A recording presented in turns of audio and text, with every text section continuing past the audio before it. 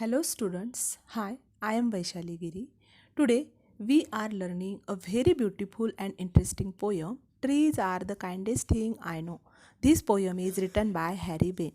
According to him, in this poem, he denotes the plants or trees as a kindest thing. The word kindest is the adjective which is mainly used for human being or living creature. So, we can say that this poem is being personified as the human's activity of being kindest to everyone. Thus, the title Trees Are the Kindest Thing I Know has the figure of speech personification. Now, let us start with the poem. Stanza first. Trees are the kindest thing I know. They do not harm, they simply grow. Kind म्हणजे दयाळू, kindest म्हणजे इथे काइंडची superlative degree झाली आहे, म्हणजे सर्वात दयाळू. आता बघा, झाडं आपल्यासाठी किती महत्त्वाची असतात हे आपल्याला माहीतच आहे. झाडं सर्वात दयाळू आहे. आपल्याला ते कधीही इजा करत नाही. ते सहजतेने वाढत असतात.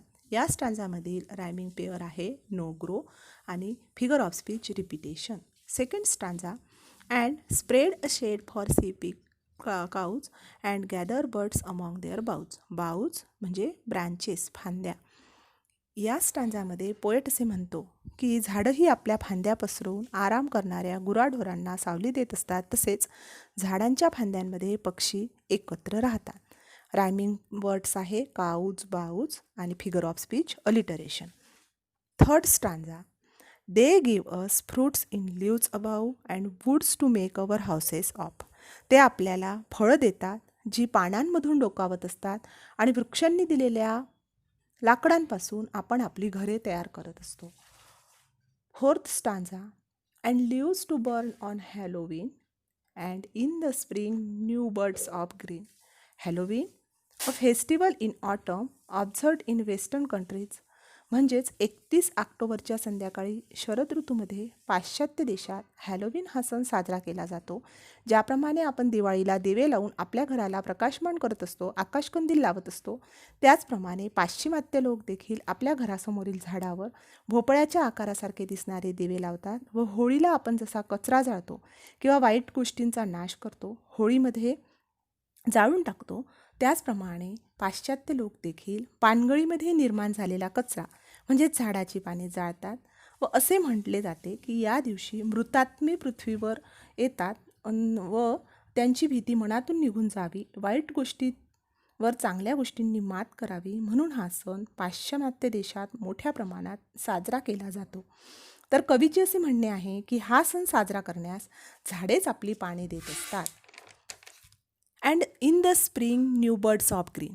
आणि स्प्रिंग म्हणजे वसंत ऋतूमध्ये पुन्हा नव्या नवलाईने झाडं हिरवीगार होत असतात. झाडांना नवी पालवी फुटत असते, ती नव्याने बहरत असतात. आनंदी आनंद असतो सगळीकडे. आणि अशा प्रकारे या स्टांजाचे रायमिंग वर्ड्स आहे Halloween, green. Fifth stanza they are the first when days begin to touch the beam of rhyming sun. Beams म्हणजे रेज. जेव्हा दिवसाची सुरुवात होत असते तेव्हा वृक्षच असतात की जे सर्वात पहिले दिवसाचे स्वागत करतात, दिवस उगवल्याचे साक्षीदार बनत असतात. सूर्याचा प्रकाश जो आहे सकाळचा कोवळा सूर्यप्रकाश, तो सर्वात पहिले वृक्षांनाच स्पर्श करीत असतो. रायमिंग वर्ड्स आहे बिगन सन आणि figure of speech personification. Sixth stanza they are the last to hold the light when evening changes into night. ते वृक्षच असतात की जे शेवटपर्यंत चंद्राचा प्रकाश पकडून ठेवतात. आपल्याला असं म्हणावं लागेल की ते तो प्रकाश अनुभवत असतात. संध्याकाळचे जे बदल रात्रीत रूपांतरित होत असतात त्या वृक्षांचे, या घटनेचे वृक्षच साक्षीदार असतात. Light, night, rhyming words, alliteration आणि personification, figure of speech. And when a moon floats on the sky they hum a drowsy lullaby. Drowsy म्हणजे स्लीपी, ललबाय म्हणजे soft slow song to put children to sleep, ज्याला आपण अंगाई गीत असं म्हणतो. आता समोर पोएट म्हणतो की आपण जेव्हा आकाशात चंद्र तरंगत असतो तर झाडं हे अंगाई गीत गुणगुणत असतात. कशासाठी? Of sleepy children long ago trees are the kindest thing and no.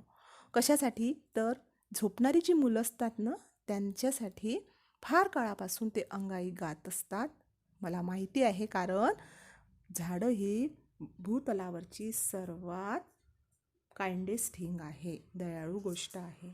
Rhyming words sky, lullaby, ॲगोनो आणि फिगर ऑफ स्पीच पर्सॉनिफिकेशन. थँक्यू.